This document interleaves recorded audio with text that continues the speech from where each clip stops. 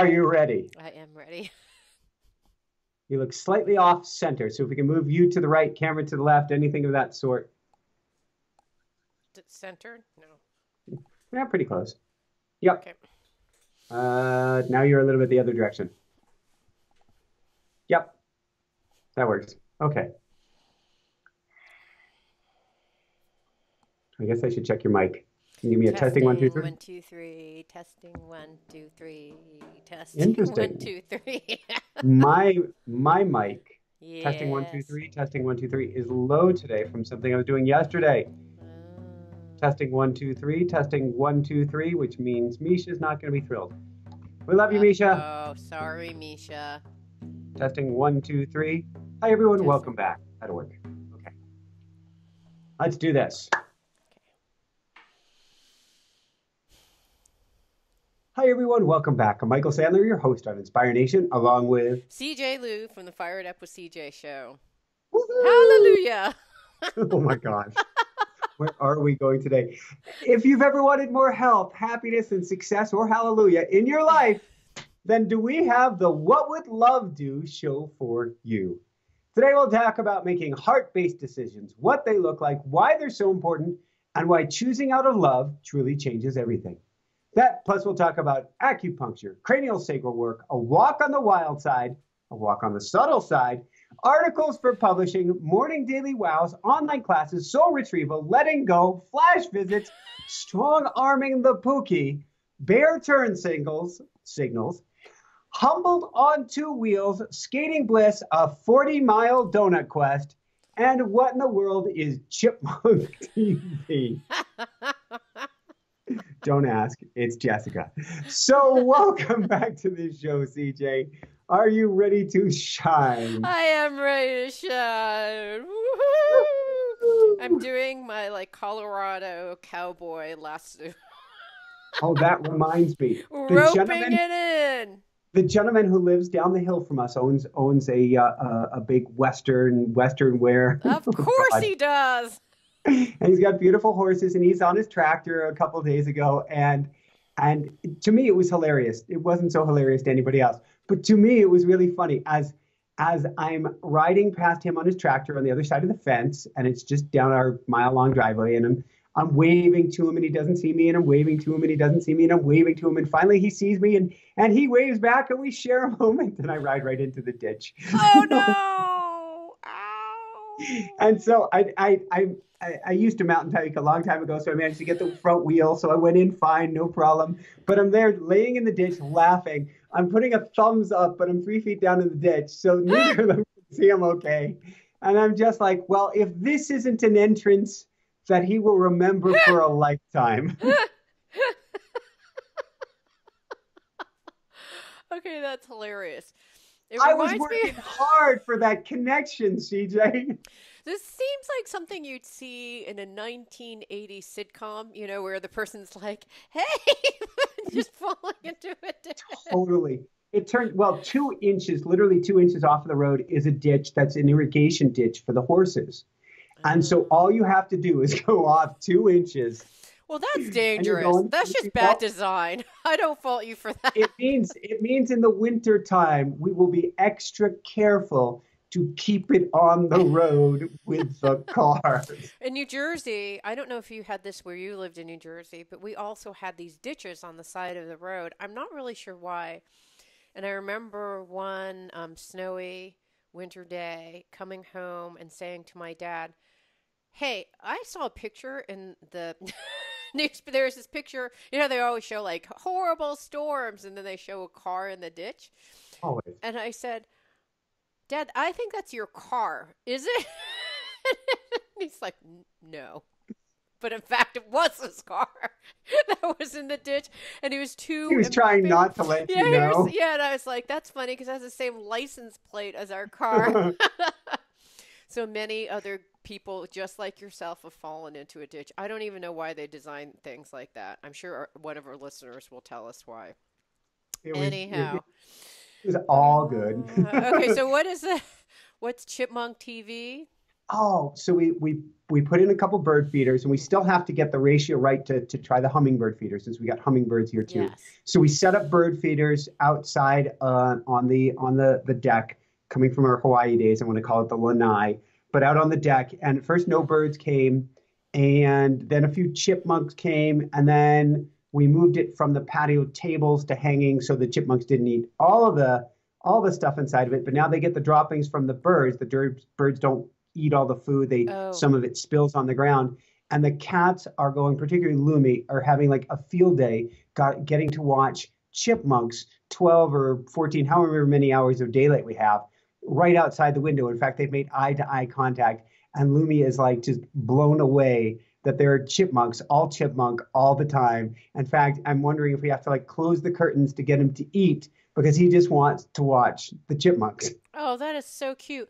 Wait, does Lumi want to eat the chipmunks, or does Lumi just want to watch the No, chipmunks? Lumi What's just the wants truth to here? watch the chipmunks. Now, Sir Meowsers in his older days, meaning in his younger days, certainly they didn't have chipmunks where we were on Maui. I don't even know if there's such a thing as a Maui chipmunk or Hawaii chipmunk, but he wouldn't have had any problem putting a chipmunk on the menu.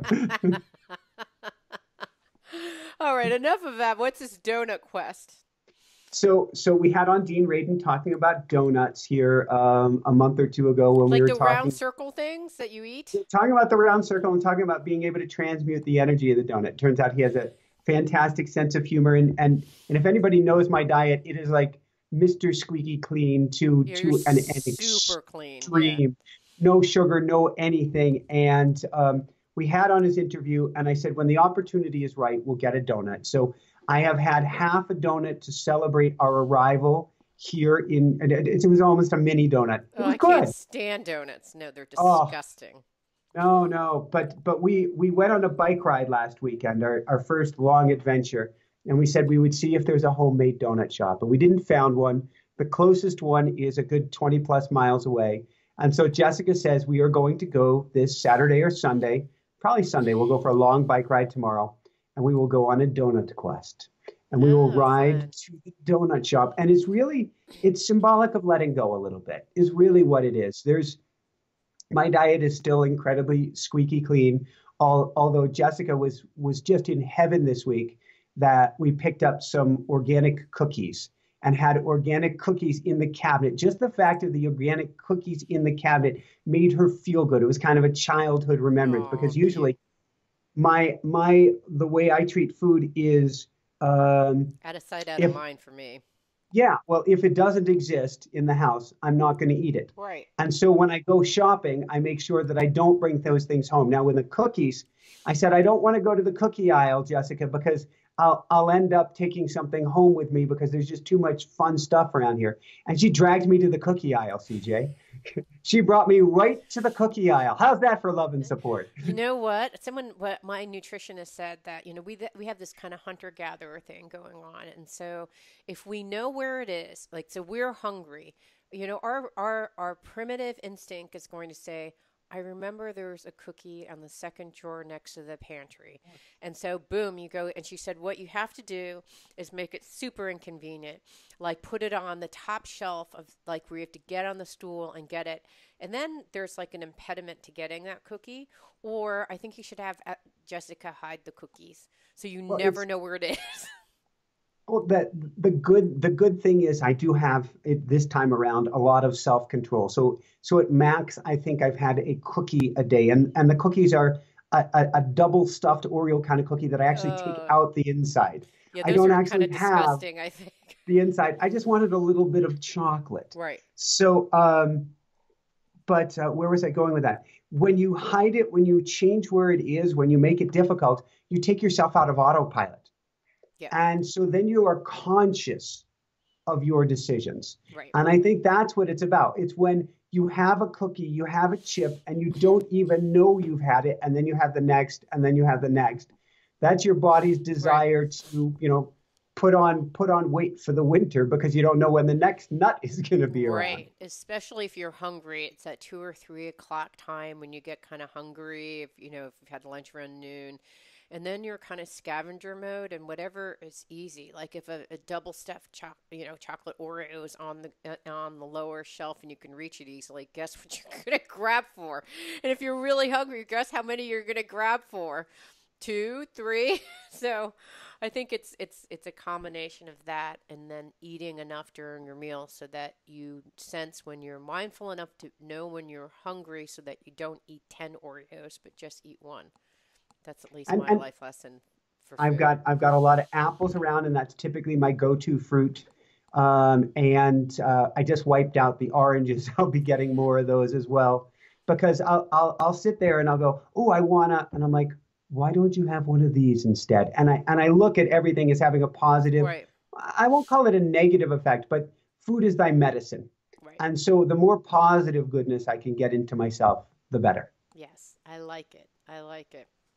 Well, I've been trying to add mindfulness in all of my activities. So I thought of you today when I was biking.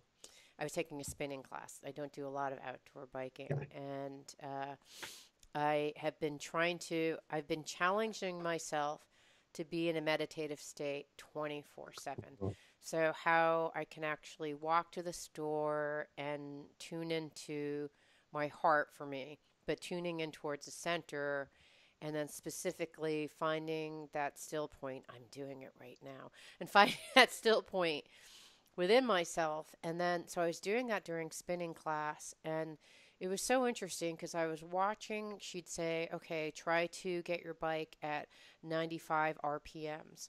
And normally I would be going, okay, come on, Lou, you can do it, like that kind of thing. And I thought, now how about if we just say, you can do it, like, you don't have to do it. You can do it if you want to do it. Just, get to 95 RPMs. And I would just tune in here in my heart. And then I was like, why don't we see if we can do this with ease? And so I was spinning I was in my heart, and I thought, if you want to do this, body, go ahead. And I had energy in the tank, so I got to like the 95 RPMs. And then she said 105. I'm like, do you think we can do it? It's like, yes. And it wasn't this efforting. It was just purely being in my heart and going, this could be fun. Let's see what happens when I go to 105. And at the end of the class, I was really out, I was out because I hadn't had breakfast, which probably wasn't a great idea. But by the time I'd done this grueling spinning class, around 45 minutes into it, I thought, there is nothing left in the tank. I cannot do any more. And I just thought, leave. Like, I would always be like, oh, I feel so bad. Just like pedal slowly just because you don't want to. And I said to the teacher, I said, when does the class end? Because I don't know if I can make it. And she's like, you can leave whenever you want. And I was like, okay. And like I did the next song and then just left. But so the old me would have pushed myself to finish till the end. But the new, more conscious, more aware me, which was just centered in my heart and focusing on the stillness, was like, no, you need to leave now. And I just left, and it was so awesome. So anyhow, that's my new thing. Well, it brings up several points. First off, the main point that I wanted to talk about today is the question, what would love do? Mm-hmm. What is a heart-based decision?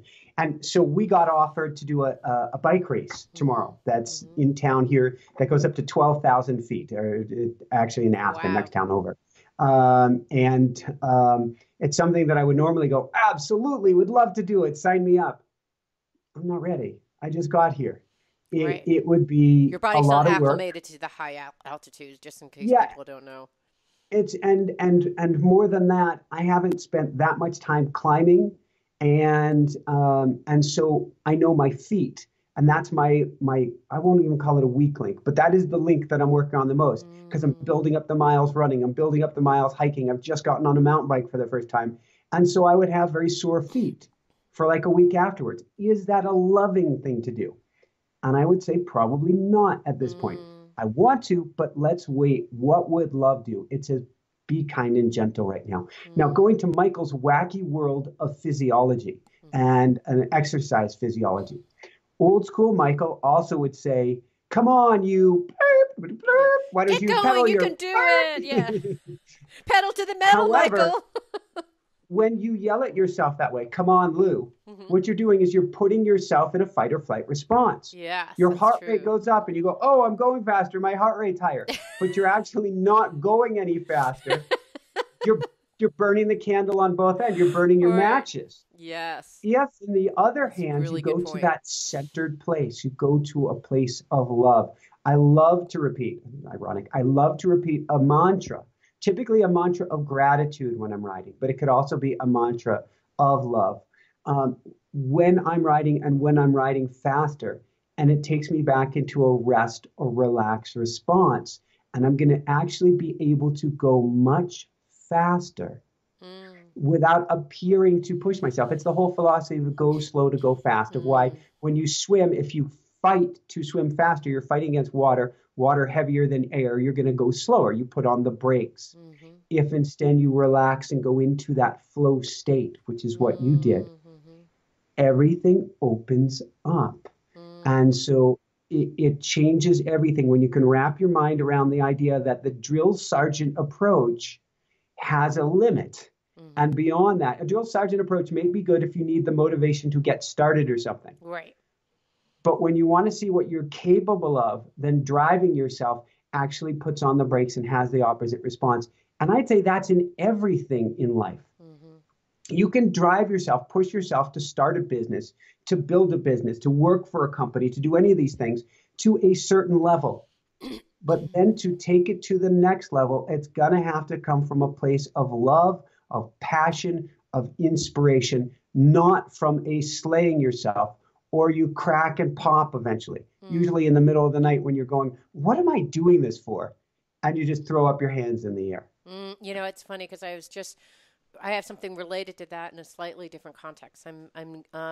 I have this online workshop that I've told you about that I'm doing with women who are going through career transition, and today our module is on strengths, and so I've been reading up all the different books on strengths, and it's a very similar idea, and the idea and the intuitive hit that I got when I was doing my morning pages is that strengths are when you have like a really strong muscle, right? It's strong, it's bonded, you can actually do whatever the thing is because you're coming from a place of strength. So the whole idea of what is more loving to do in a job? Always working on your weakness, your weakest muscle, and getting it to try to get stronger. No, because why? Because you will get, and I'm sure I would love to hear your analogy because I think that there's probably something about muscles and stuff. But I was reading about what I read about muscles is that, so you have unconscious and conscious muscle strength. And so when you're working with a place of strength, there's efficiency, there's movement, there's a dynamism, and in addition to those things, there's just kind of a happiness. So when you're doing things that are in your strengths, you're going to be going ahead, you're going to be moving, flowing, and then just plain happy. So what was already easier becomes joyful, you get in a flow state. And similarly, if you're working on something that is your weakness, trying to get where your weaker muscle, you get fatigued, tired, and probably sometimes get injured if you actually are working on your weakest muscle and you're not careful about it. I know you want to say 1,000 things. I can see it in your face. So, working on your weakest muscle, working on it, good, good. We can bring that up. My weakest muscle years ago was my focus and attention. I was the ADD poster child. Mm-hmm. I've actually turned that into a great strength.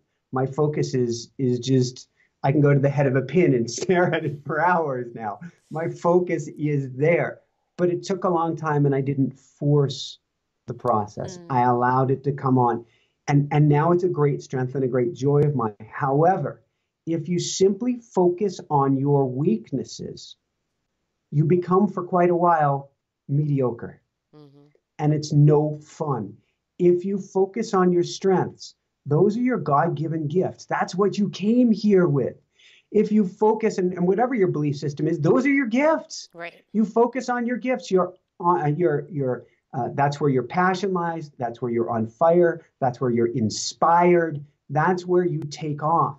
If we were a world that focused on our gifts rather than focusing on making everybody fit into that same round hole, it would be a completely different world. Yeah. So that's something I did with cycling. I was a road cyclist for many years. When I was a better hill runner, I was a better speed skater, I was a better mountain biker. But for some reason, I felt I had to keep going with the thing that was actually my weakest link. I was Mm. good. You know, I got to race in Europe. I was good, but it wasn't what I was best at. The only race I won in Europe was when I was off of the road bike and on my mountain bike. Should have Wow. told me something. Yeah. But we all get caught in this rut of doing what we feel we should Right. be doing. I loved running hills. I'm living in Colorado. I'm going to get to explore this. Oh my God, heart on fire. I would run hills. I would run Pikes Peak at least halfway up 2 or 3 times a week in the winter until wherever the snow line would stop me when I was in college and when I lived in Colorado Springs. But then I would give up my love because I was supposed to race bicycles.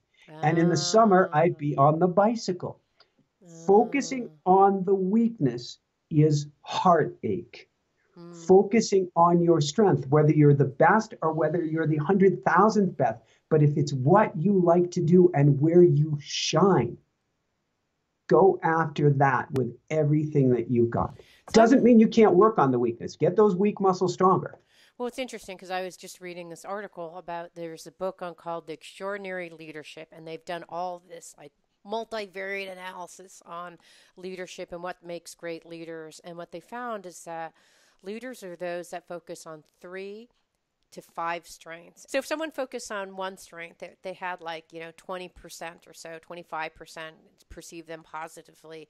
By the time they got to 3 strengths, 80% of the people viewed them positively. By the time they focused on 5 of their greatest strengths, it was something like 90% of the people considered them really good leaders. So it's about focusing. So this is for people who need data to prove that this is true, that when you actually focus on your strengths, other people can see it too, and you're more productive. They literally looked at their strengths and productivity as well as the perception of them as leaders. I thought it was fascinating. Woohoo! Yes, but they say that what was interesting, and I'm curious because I want to go back to your question about your comment about focus, because what they say is that you can't have any fatal flaws. If you have a fatal flaw, you have to get it to good enough scenario. Because if you have some fatal flaw that's actually critical to your success, it's going to tank you, even if you do have these strengths. So, how did you get to good enough, or you said now it's your strength, you took your weakness and made it a strength. So, what's your advice on that? I had never actually thought of the term fatal flaw before. This is a new concept to me. Yeah. If I was to think about it, certainly weak links get to be strengthened. I would certainly agree with that. I do believe on outsourcing when you can. And for the show, when we started, we couldn't. We had to figure out how to do all of it, weakest link included. Um, so that's a great question. I know when it comes to focus and concentration, I believe almost everything is the flip side of the same coin. Over time, you can take your greatest weakness and make it your greatest asset. If you're not organized, you could become exceptionally organized. If you're not good at math, guess what? You can rewire the mind. Chances are you can become tremendous at math. But there's an economic cost to it. Do you want to put in the effort? For myself, the lack of focus that I brought to things didn't make me feel good. You know, being Mm, scatterbrained, being all over the place, having such a monkey mind was not, it was too much of a wild ride. mm, And so part of my healing and my journey was going into meditation, was going into mindfulness, was starting to be able to witness the squirrels running amok, the mm. chipmunks running amok in my brain, and then say, hey, wait, we can do something about that. And because I was so observant of my quote weakness, I was able to completely flip it on its head. Hmm. See, for me, it's funny. I have a client who runs a accounting group, and she has when I run the assessment, she has a personality where it looks like it would be really hard to do that kind of detailed work.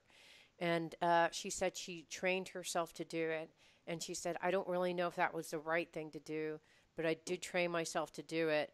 But sometimes I wonder, had I focused on the things I love doing versus the things I hate doing. So for me, my trip into being in finance was like that. Because in order to do exceedingly well in finance, you have to have a high attention to detail and like it. I do not have a high attention detail, nor do I like it.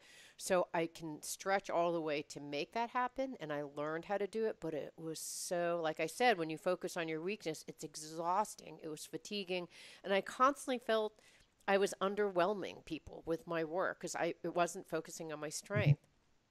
It goes back to what I was talking about earlier. What would love do? So I'm not very detail oriented myself. I've gotten a lot better. I am certainly not, I wouldn't enjoy that kind of work.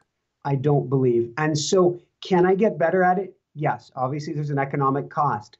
Would I truly enjoy it? What would love do? Love would not want me in a detail oriented job because it wants to be expansive. It wants to be Mm-hmm. hyper creative. It wants to be messy and in the mud and getting to play. And forgive me if I'm going to scratch for a second. I've got Sir Meowsers hair apparently all over my face now.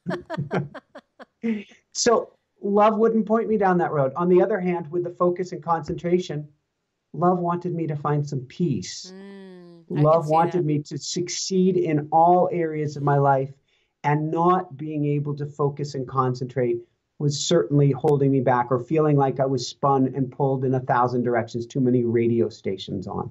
Yeah, I get it. Okay, because here's the distinction between what we're talking about. There are certain things that will just bring you happiness, right? So for me, I'm very proactive, and when I overuse that, it actually burns me out. So there's almost an overuse of a strength. And when that happens, I don't move into stillness. So all of what I've been trying to do over the last couple years is move into stillness, not because I'm actually good at that, but because it somehow makes me whole again. So I hear what you're saying. So for you, the focus makes you whole again. And for me, even though stillness is my nemesis almost, like my weakest muscle, it just brings me more wholeness, and integrating that into my life has made it richer. So it sounds like that's kind of the same thing for you on focus. Yeah, and it becomes a foundation. We can be as creative, we can be as all over the place, we can be as over the top energetically as we want. But if we build that foundation underneath us, we have a very stable platform. Mhm. And so I needed that platform so that I can be up and over the top and back down and off Mhm. to the side and back. And it brings me back to center. Is it the sexiest thing? Ooh, I'm going to go meditate for 4 hours. Right. Woohoo! Actually, on an airplane, God, I actually do love it. But most of the time, it's good, but it's Right. not over the top exciting. We had on a guest about the life of Yogananda this week, and from Autobiography of a Yogi, Mhm. and he was so excited to meditate. That was his thing. How much closer can I get to God now? How much closer can I get to God now? Let's. Wow. That was his juice. It isn't my juice, but it is my foundation. Hmm. I go to stillness, I touch the stillness, hopefully bring more and more of that stillness back. And like you, I want to be in that spot in some way or remembrance all of the time. But then it allows me to do my woohoo in Right. whatever way that looks like. Yeah, so what I'm getting from this, it's almost like how would I describe it? These are not strengths, or to me, they're not strengths necessarily as maybe skills of in human development almost, or a spiritual path towards awakening oneself. That if you don't have these things, like, if you don't have focus, if you don't have stillness, um, if you can't be in your heart, those things may not affect you at all at work. They probably do as well because they affect your spirit. But there's some fundamental, I guess, are they skills? I'm not sure what they're called because they're not talents or strengths. They're just kind of, if they're seeming like skills. If you don't have those skills, it it means for a less fulfilling experience throughout life, I think. I don't know. I'm No, making. I don't know. I'm hypothesizing. I'm teasing it out. What do you think? I'm going to go and throw a complete monkey in the wrench, which Okay. is I think of students and adults with severe learning disabilities or somewhere on the Down syndrome scale, for instance, who I don't know where they would rate as far as their focus or their attention or this or that, Mm-hmm. but are they can be the most present and God connected and happiest, in a sense, fulfilled human beings because they are living in that heart space, even if they don't have that quote unquote skill. Yeah, that's a good point. So maybe it's the things you need in order to be present, right? For me, I need stillness. For you, Yeah. you may need focus. I also need focus. So it could be there may And be some those fundamental words I'd things. even use interchangeably. So focus and stillness would go hand in hand with me. I Mm-hmm. had zero stillness. I had zero focus. Mm-hmm. Now I couldn't run the show or do a single interview if I didn't have boku buckets Right. of Right. both of those now. Yeah. Interesting. I have to say something that I just love life. So going back to your comment about wanting more health, happiness, and success, and going with your heart. So I have this workshop that I'm doing in a couple hours from now, in an hour from now, and I thought, oh, I really don't have enough time to walk for with my friend Kelly yesterday, Mhm. and I said. I texted her the day before and said, "Sorry, Kelly, I can't make it. I'm just too busy." And then I woke up the morning, I'm like, you know what? No. Like, you can't throw, like, I don't want to be in the habit of throwing friendships under the bus. You know what I mean? Commitments and friendships under the bus so I can get work done. That's not the right way of going about life. Like, when you can't honor your commitments like that are important to your heart, right? Then somehow there's something off. So I wrote her saying, let's go back. And I woke up early thinking that that would solve the problem. It didn't. I was still, by the time I met with my friend Kelly, way behind in terms of what I wanted to do. And so we talked, and during the talk, we had a conversation about online classes, and because she's taken a bunch of online classes, and I said, here are the issues that I'm having with my online classes.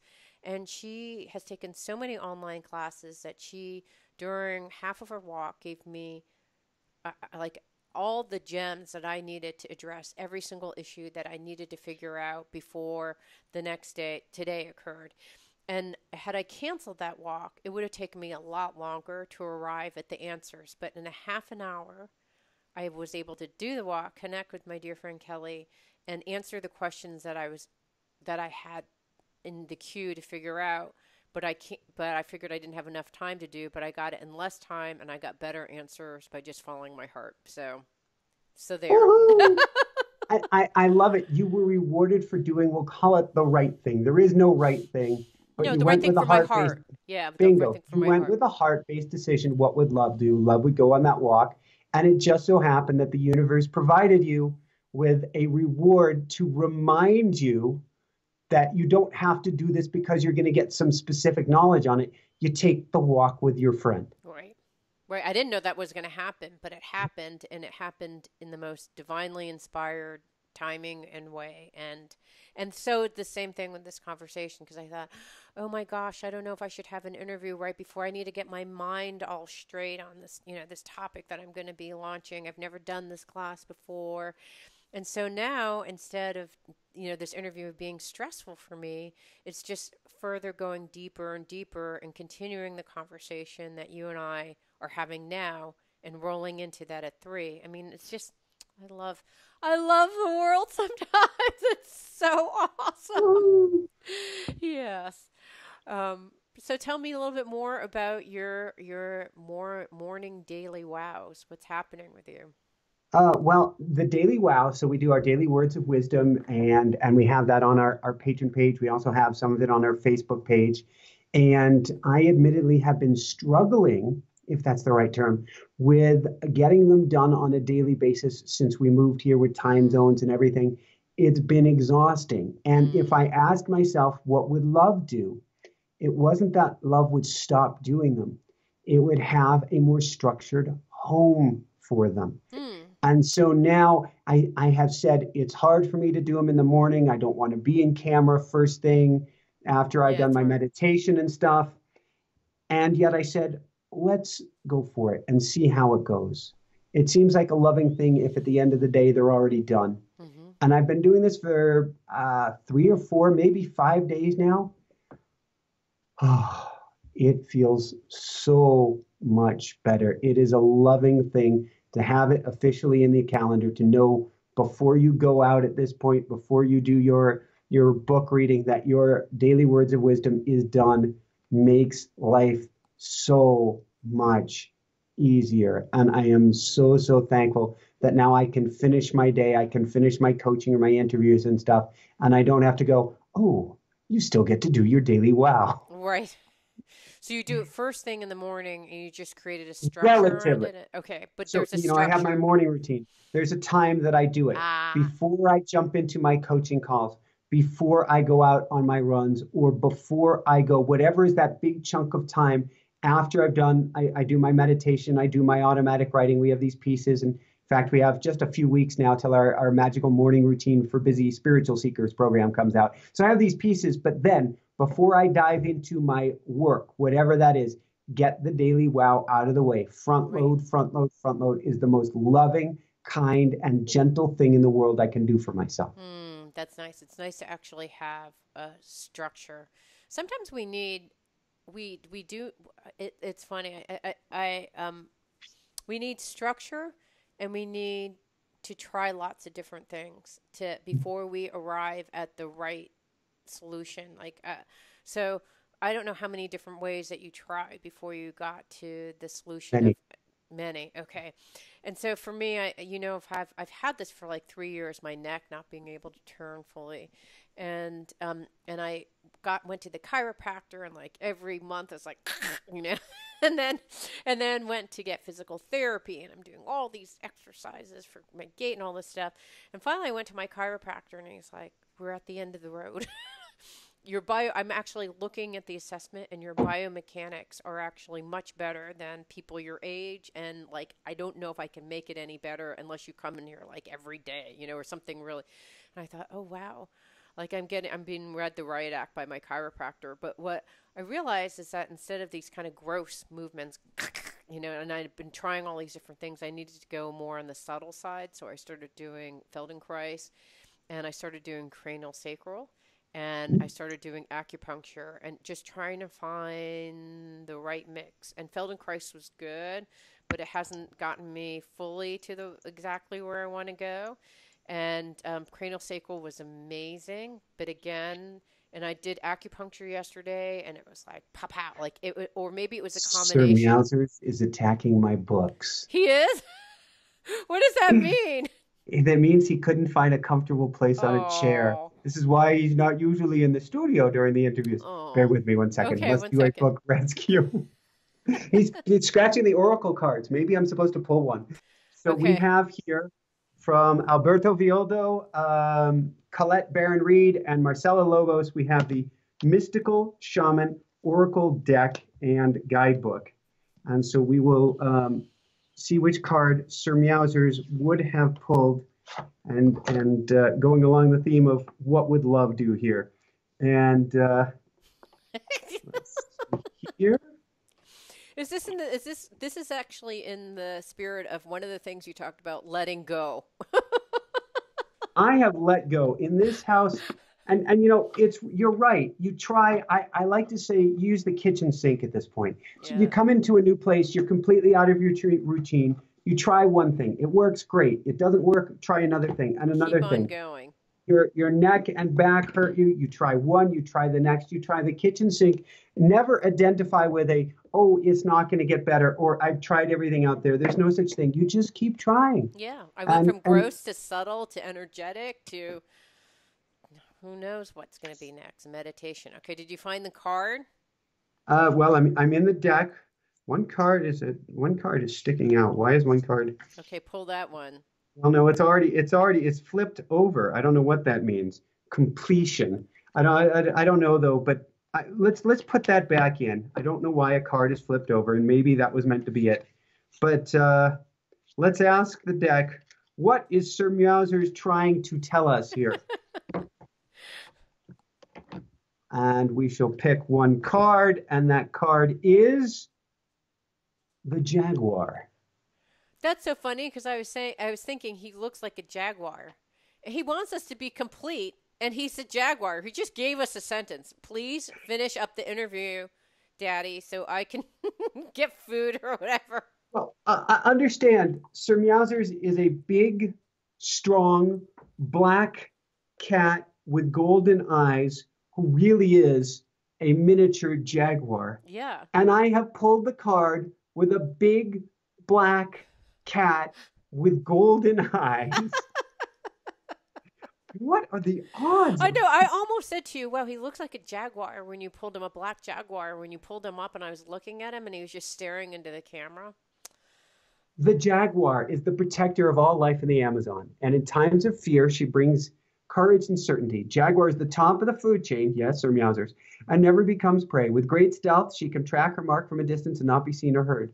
She moves gracefully through the jungle, relishing the abundance of the rainforest, fearless and at ease.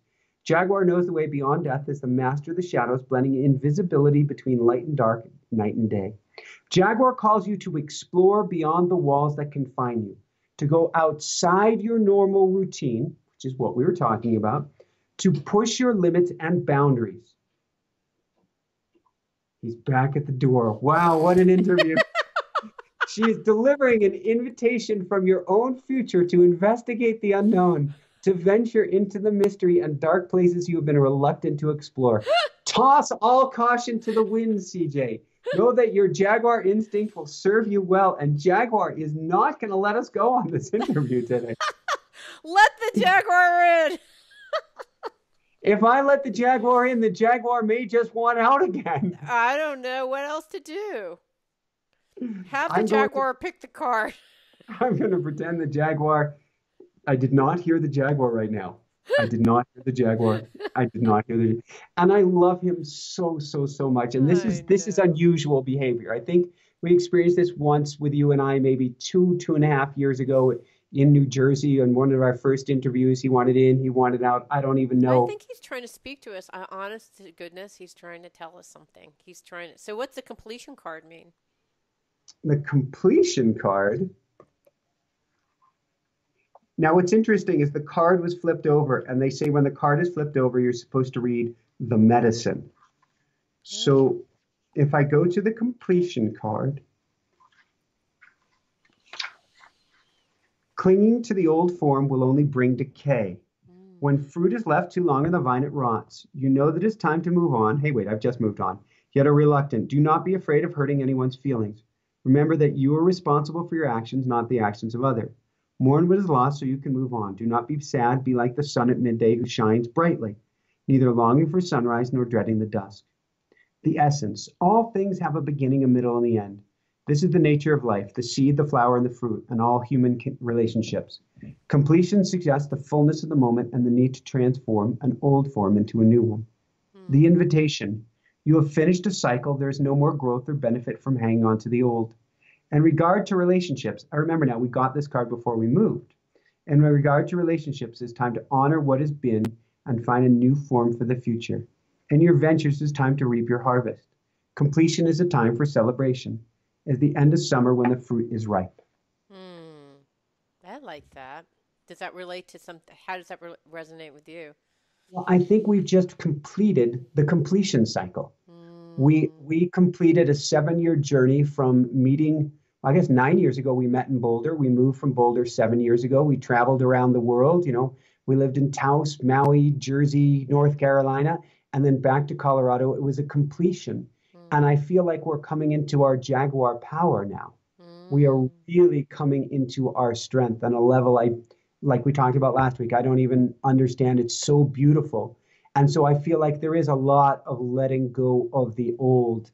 And maybe part of that is letting go of some of that routine, of letting go of, there's definitely here a letting go of letting go of letting go and just allowing. So for instance, one of the jokes I made at the beginning was strong arming the Pookie, which is, I said, do you want to go for a hike a few days ago? And she goes, no, not really. I'm like, okay, you don't have to go. And she's like, you're twisting my arm. I'm like, I am not twisting your arm. You're dragging me out there. Okay, I'll go. I'm like, you really don't have to go. She ended up taking on this just monumental, epic hike. She's like, well, you dragged me out here, so we're going to go to the top of the mountain and beyond. I'm like, I did what? I did nothing of the sort, but I just let go. I'm like, all right, I wanted to get back from work. That's not happening. I wanted to get back to keep my feet fresh. That's not happening. I'm just going to let go of everything. And in this next phase of our lives, I feel a lot of that. Lots of greatness is coming from letting go, from surrendering. That's what the heart would do. And so we have completed, and I feel like we have completed a time where we were doing a lot of driving and striving and trying to control. There's a lot of, honestly, fear involved in starting a show and holding on. How's it going to go? The interview is this, the interview is that. And now that completion, I think, is allowing for a sense of relaxation. Nice. For me, what's coming up is that I've been evaluating, I took on that job a while back, which was for a friend of mine, and I worked my tail off, and it was very curious how when work, formal work came back into play, all of my hard-earned skills just kind of like went to the bottom of the picking list, and I just kind of always did more for other people and for the sake of work and performance and value than taking a stance that was about ease and about love and about connection. And it's interesting. The very first session I did in this workshop, there was all these technical issues that I was I was learning Zoom, and I was trying to figure out where all the files are and all this stuff. And I was kind of in this, this heady space. And I started the workshop off in this heady space, and then just got and threw all the relationships, all the things I know about coaching under the bus. And I now, because I keep on circling around, like I did this when I had that job. I did that the next year when I was doing these workshops. And now I'm doing this online workshop. And what's interesting is I'm not as I'm looking at it each and every time going, are you overworking? Are you working too much? Are you doing more than you need to do? And so I feel like I don't know. There's a sense of completion, I think. Yeah. You and we've seen this time and time again. You go over and above and beyond the call of duty, to the point of hurting yourself. Honestly, yeah, I do that all the time. To get things quote unquote right for others, when my guess is, and this has probably been borne out by experience, right for others was either a lower bar than you set, or if you hadn't run yourself into the ground, it may have been even more special. And you're learning to come at it from that heart-centered place. And that we all have our challenges. Mine, I talk about it on the show many times. It's the screw-up gene. It's this sense of I'm not worthy, I'm not good enough, something in there that comes around and around as I'm spiraling upwards. Yours is I need to give, do, and this has to be right.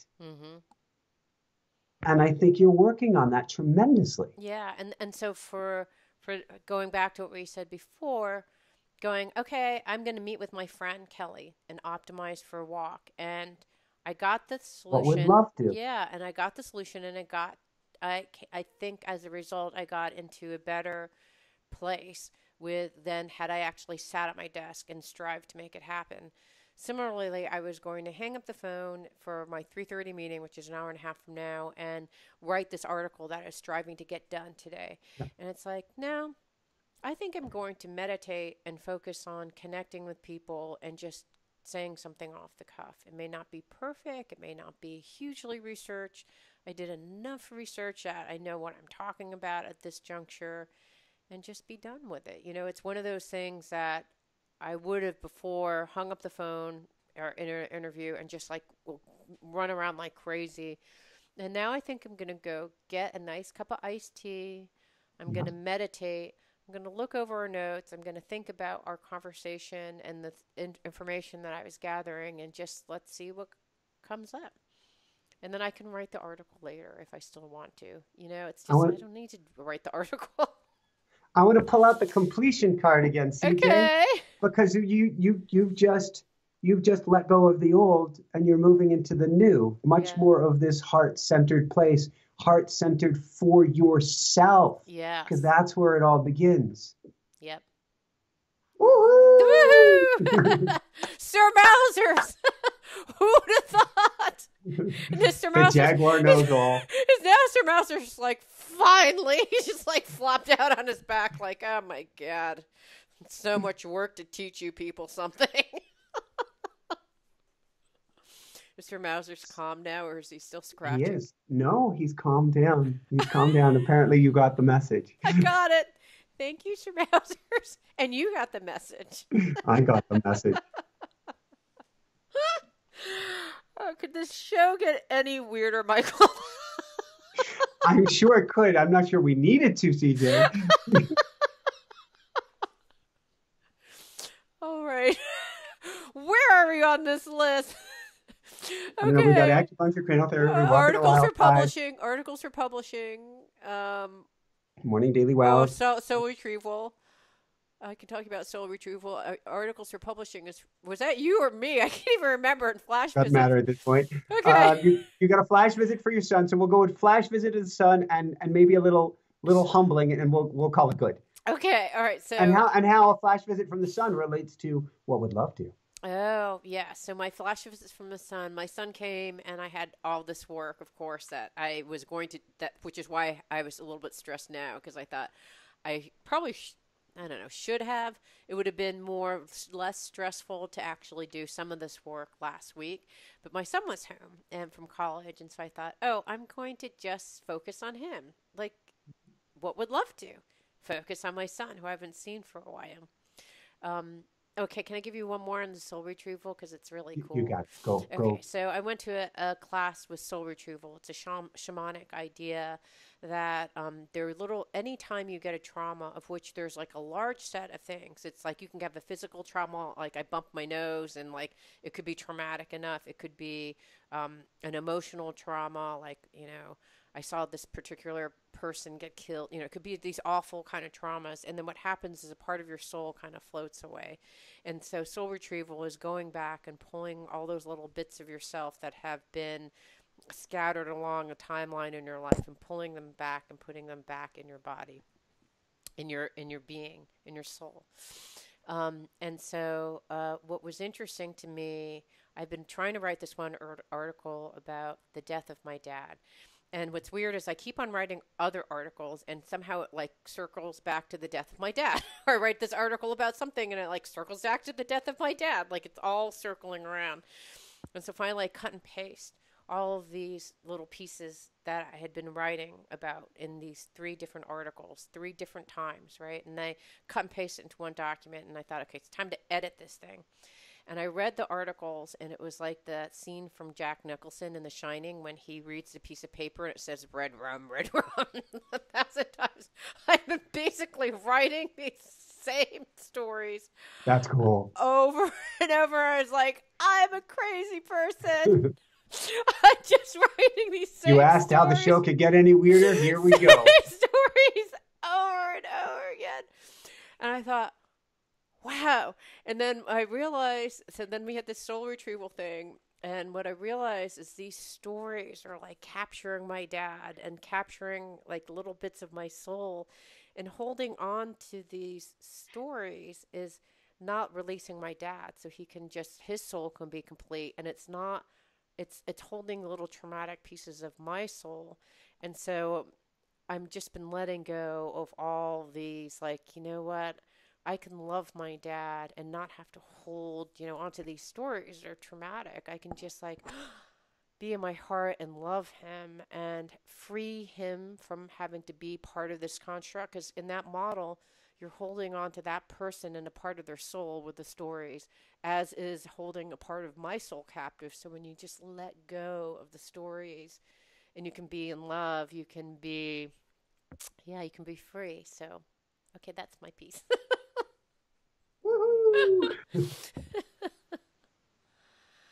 Yeah, soul retrieval. I like it. Yeah, it was beautiful. Well, it's an important It's an important part of the coaching work, I think, that both of us do in many different modalities. Is all of the wounds, all the traumas, all the little pieces that we've left scattered along the way, where either energetically or cognitively, one way or the other, we get to pick those up and become whole again.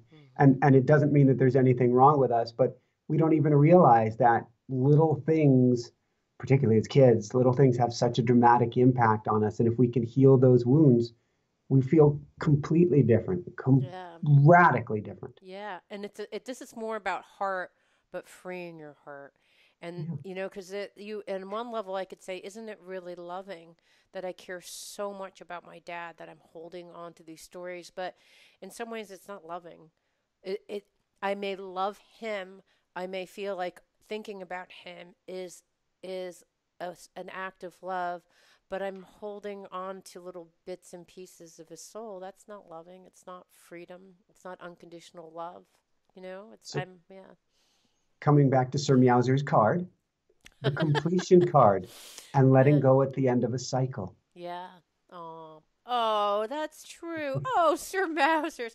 I do feel like I'm finally, when I finish writing that article, I really just want to be like, I'm going to write the article and send it with love out into the universe. And who knows where it will be published. Hopefully, it'll be published someplace. But yeah, it's kind of an ode to my dad, but one in which will hopefully be completed with love and freedom. Woohoo! I'm not sure. Do we need to cover anything else? I guess I'll give one little fun Yeah. story. We'll do the humbled on two wheels another time. But we went hiking last weekend, and it is just at every turn, around every turn, Jessica goes, "All right, do you want to say it now?" And I'll be like, "What? What?" She goes, "We live in this place." Like she's trying to drive home how right she was. And she was so, so right. This is where we belong. We went Yeah. out on this beautiful hike, started on the back side of town, and we climbed up into the hills a little bit, followed for some power lines, then got past that and out into real deep into nature, followed along an aspen grove, and then a little stream running through Mm, the hills, and ended up into a larger aspen grove. And we're wondering when we should turn around. hmm. And we kind of put that question out into the universe. And I said, there will be some distinct point at which we turn around. And a few minutes later, we heard, I'm not even making that sound right, but I can't even do it. Forgive me, everybody. It was a bear in a nearby tree that was probably eating some honey or something. What? What? What kind of bear? Did you see? What the heck? Jessica goes, "What kind of bear it is?" I'm like, "It's a Colorado bear. It's kind and friendly. It's not a grizzly." I'm like, "We can keep going. It's not on the trail. It's off the trail, or turn back." And she's like, "I think this is one of those geographic markers. I think the bear is telling us to turn around."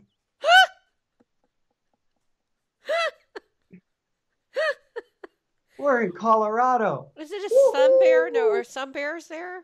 I love No, sun there are bears. black bears and brown bears, and but no grizzly. And Wow. I even went online. We came back and looked up bears in the area, and the whole article or the whole thing from the city wasn't talking about the danger of bears. It was talking about locking up your trash so the bears don't get in any trouble. Mm, So it would take us, going chasing the bear down or going, "Where are your cubs?" So we can get between you and your cubs. Let's see what kind of trouble we can get in. Other than that, they want nothing to do with you. You want nothing to do with them. But it how was such a cool exquisite. Oh experience. my gosh. Wow. You've been so blessed with you definitely have a connection to nature. For sure, for sure. It's beautiful. I love that story. It's And I love that Jessica's like, I think that's the signal that we were looking for. and but usually I'm the more conservative one. That time she was, but then out on that, you strong armed me on this, so I'm just going to drag you all across the continent. I'm going, what in the world? What has gotten into you? Apparently, she's got the Rocky Mountain High. She's high on the thin air. Yes. I can't I have to come visit you. I love that area. And it seems like there's a certain opening that's happening when I'm talking to you. Do you feel it? I don't know. There's just this kind of opening. If I put a mirror on myself, I'm calmer. My coaching has been at a much deeper level. I'm more relaxed about things. Um, I had a great time with Jessica last night, which is almost unheard of in this experience, which is I have a love hate, I guess. I don't want to say I hate anything, but I'm not enamored by the idea of trying to figure out where to fit things into my calendar. Mm-hmm. It is a very rich looking calendar, shall we say. And I don't wear busy as a badge of pride. We're working on peeling that back and peeling that away. In fact, I had a guest on about busyness earlier today, and I don't see busy as a good thing in general. Let's see how, be focused, do what you get to get done, but not chase your tail 24/7. Mm-hmm. So last night we needed to, or got to go over the whole calendar and look big picture at where everybody and everything fits in over the next couple of weeks. This with Jessica could be a very stressful experience. I'm tired. I've had a long day. Whenever you want to put one more thing into the calendar, that's the opportunity for the fight or flight mechanism going, oh my God, what are you doing to me? It's just not our favorite activity to do together, particularly late at night. And I just had this urge to make this the most special, loving experience in the world I could. I had just finished a 3-hour photo shoot for an upcoming project of ours, which is actually usually a very stressful event. Unscripted, on camera, answer this, answer that. I had done that the best I'd ever done, just really relaxed into it. And then follow that by hours of calendar work. And I was just 100%. She asked, what did you do? And I said, maybe it was a talk with a gentleman we call the Wizard. Maybe it's a talk with him talking about how we create all of our worries, fears, and concerns. We create everything all of the internal turmoil. And I said, I was choosing not to create any of this in our time together. And I wanted to approach her with as much love as I could. So each step of the way, I'm saying, thank you for asking about that. I love you so much. Let's look at that. And I got halfway through this process. I'm like, this is really cool. We're doing so well at this. You're doing so well at this. And it was just such a heart-centered experience where typically it could be the opposite. I guess that is a good way to end the show. That is a what would love do. And maybe that's what's going on being here. I hear you, Sir Meowsers. You're back. You're giving a one more curtain call. Wow. He's now crying at the door. So what we're going to do is we are going to wrap this up, and I am going to bring him on camera one final time as the true star of today's show. So do you have any last words of wisdom you want to share, CJ? I love Sir Meowsers. Let's have him close the show. Everyone out there, this is Michael Sandler and Sir Meowsers and CJ Liu for the Fired Up with CJ show. Oh my God, no cats were hurt in the making of the show. Jaguars, they may have hurt. No. For everyone out there, I will use Sir Meowsers' voice. For everyone out there, this is Sir Meowsers. Say, be well, have fun, and above and beyond all else, please put me down from this. Give me my dignity back and feed me. It means so much to me that you're listening to the show. I would love your support in any way by giving me comments below, or to subscribe to the show or share the show with friends. Thank you again for your support. Love and blessings.